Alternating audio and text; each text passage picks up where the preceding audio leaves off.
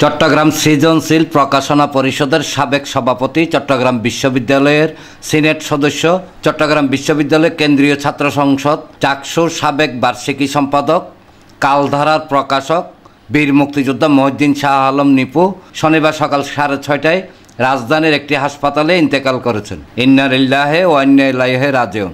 মরহুমের প্রথম নামাজে জানাজা চট্টগ্রামের জমিয়তুল ফালাহ মসজিদ প্রাঙ্গণে অনুষ্ঠিত হয়। এরপর মিরসরাইয়ের গ্রামের বাড়িতে দ্বিতীয় জানাজা শেষে তাকে রাষ্ট্রীয় মর্যাদায় পারিবারিক কবরস্থানে দাফন করা হয়।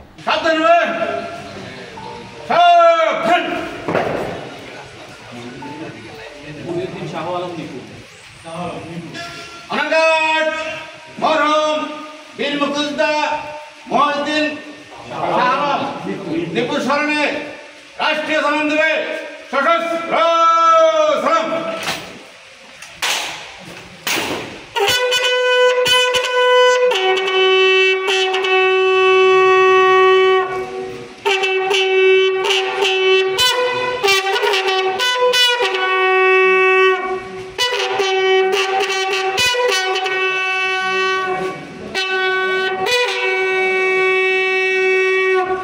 আরিফ হোসেন, প্রগতি 24 টিভি।